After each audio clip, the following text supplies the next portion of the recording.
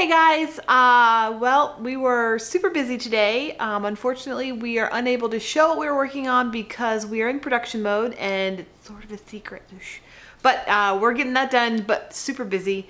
For today's episode, Sean wanted to share his feelings about my abuse and how it sort of has affected him, and just, talk about it, talk about things. I'm, it's amazing. He's been so supportive of me and I love him with all my heart, and this has been rough on me, but it's been equally as rough on him as well. And so he's going to share that with you. If you have no idea what I'm talking about, and this is all new to you, check out our episode 3, where I think it's called Why Are We Doing This Vlog? #reasons.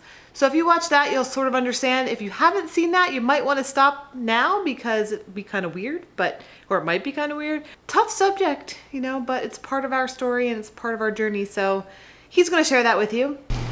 I have no idea how we're going to approach this. So let me start off by saying that this is a very weird journey for us. The online journey, I should say. Trying to be more open is going to take some time, but we were talking, excuse me. It's like my body knows what's about to happen, so my brain's trying to shut me down. We're going to talk about what it's like to be a spouse of somebody who's gone through sexual abuse or other kind of trauma. If you're just joining this episode, I should probably say something like, this is not happy, fun Orlando lifetime, so you might want to just skip on to the next video. As Stephanie talked about several days ago, she's a victim of sexual abuse, more so childhood sexual abuse, even more so from a relative. I've been with Stephanie for 10 years, and she's quite possibly the most amazing woman that I've ever met. Mm-hmm. She is my best friend. I married my best friend. That's what I get to say. I guess that's where I should come from. When you find out that somebody really over your best friend, really over the love of your life, and really over your wife, in my case, she's all three, you kind of want to do something about it, right? I'm a kind of person, I'm a fixer, right? It's like, if somebody does something that harms somebody that I care about, I'll just go straight up Nagasaki on them. I'll do whatever I can for somebody, good, bad, or other. And as a spouse, my first inclination, I've never met this person, I don't know what this person looks like, but I absolutely know who this person is. My first inclination is to pay a private detective, find out who this is, go to the nearest sporting goods store, buy as many baseball bats as a dude can carry, and just literally club the guy to death, and then revive him, and then just keep doing it over and over again. That's how angry I am at the thought of somebody who would do that to a child. See, some people get angry, some people get nauseous. We've had a family member who heard this story and puked. That's a very valid response. Me, I'm angry. I just want to start smashing walls and just taking the people out who did Stephanie wrong. Obviously, for trillions of reasons, that can't be done. First and foremost, I just admitted it on camera, so I would be foolish because the district attorney would find this and use it against me. So now I can't do it, right? But really, jokes aside, Stephanie is my world. And I've known about this since our second or third date. Not the physical stuff. Not the physical stuff. Well, it's all been physical, but not internal. Right. So. No, we didn't find that out until 3 years ago. But I knew. My point is, Stephanie's been open and honest with me pretty much from day one. So I owe it to her. You're shaking the camera, James. Oh, sorry. I owe it to her. Sorry. She's a fidgeter. I owe it to her to do whatever I can for her. So let me give just a little bit of advice to people who are spouses of those who have been abused. First and foremost, do as much research as you can, independent of your spouse, unless that's a thing that you do. Learn as much as you can. Do not ever, under any circumstances, instruct them or show them or teach them or try to mansplain anything to anybody, especially your spouse. That knowledge is for you and your own personal edification, so you understand just a little bit about what's going on. Secondly, if you have a support group, cool. We don't really have one. So for the most part, I'm her sole support group, or at least I have been for a really long time.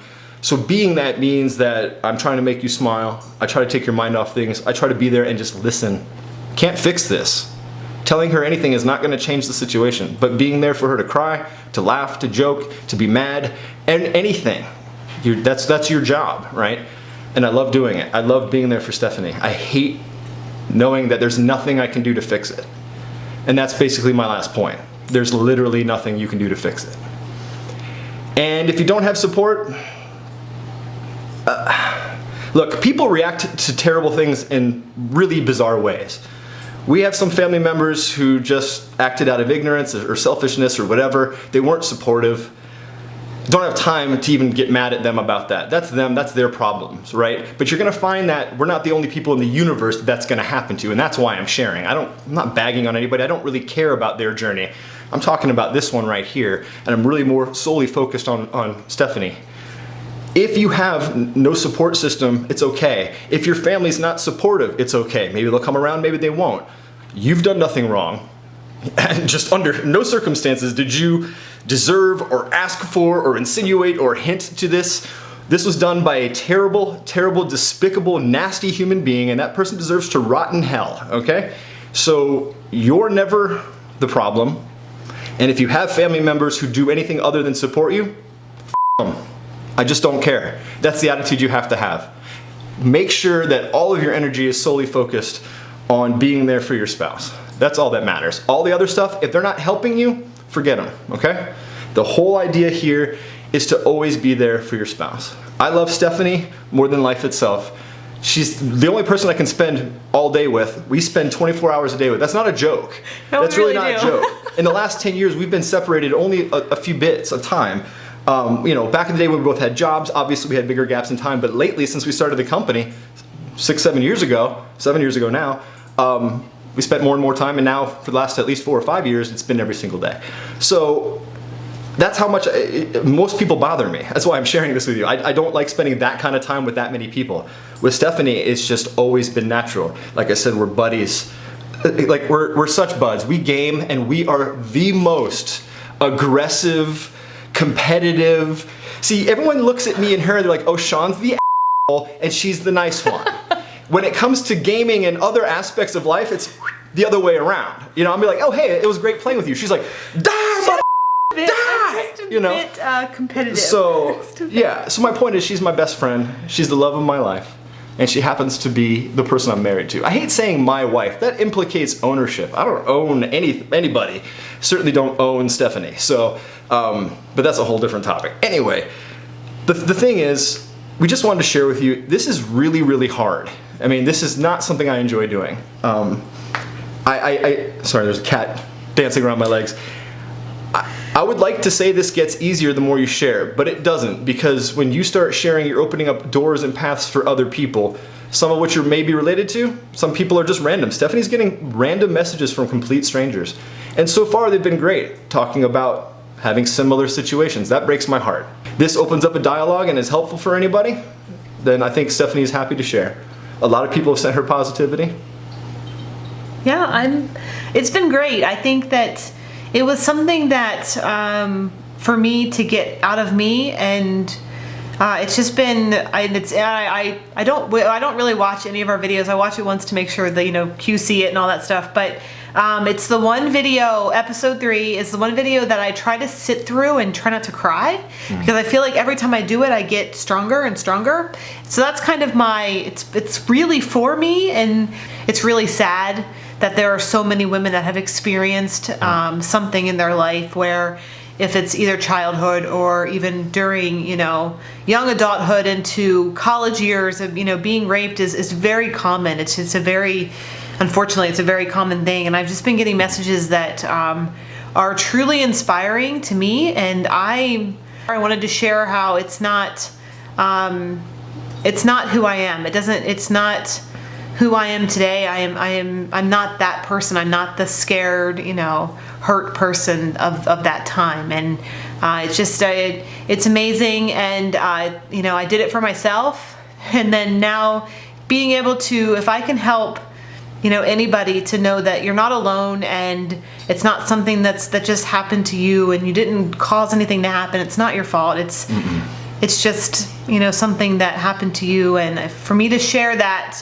with YouTube, with, basically anyone who wants to listen is, it's sort of been, I don't know, it's just been interesting to see the comments and stuff from people. So, yeah, I mean, not meaning to be a downing episode. No, it's not. Look, the reality is, we're There's so many aspects to us. We're a husband and wife, we're best friends, we're pretty avid gamers, we're theme park junkies, as you can probably tell by now. We've both worked for various theme park companies in tons of different facets. She was in the parades, I was a monorail pilot, I worked for marketing. You know, there's just all kinds of stuff that we're involved in. We live in Orlando, we want to start a family, and most importantly, above all of that, she is a survivor of child rape. And, well, it's important to talk about. We've gotten way too many comments, both public and private, to stop talking about that. So It's who we are.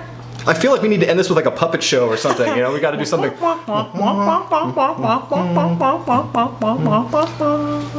going to.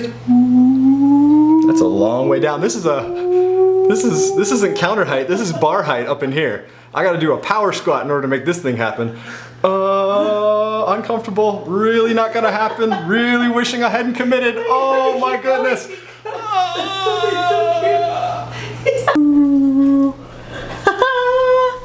Look at this cuteness. Look at this cuteness right here. So yeah, today's episode was hard, and it's just part of it. It's part of what we have to talk about. And if you want to, give us a thumbs up. If you want to see some other a little bit happier videos, check out our other vlogs. We ride rides and explore Orlando and do all the fun stuff here as Orlandoinians. Yeah. No, go check them out. Yesterday we got our magic bands in the mail, and that was pretty exciting. Sorry today was a little rough, so it was a bit of a, you know, sort of a more somber subject matter, but it's us, and this is Sean and Stef in real life.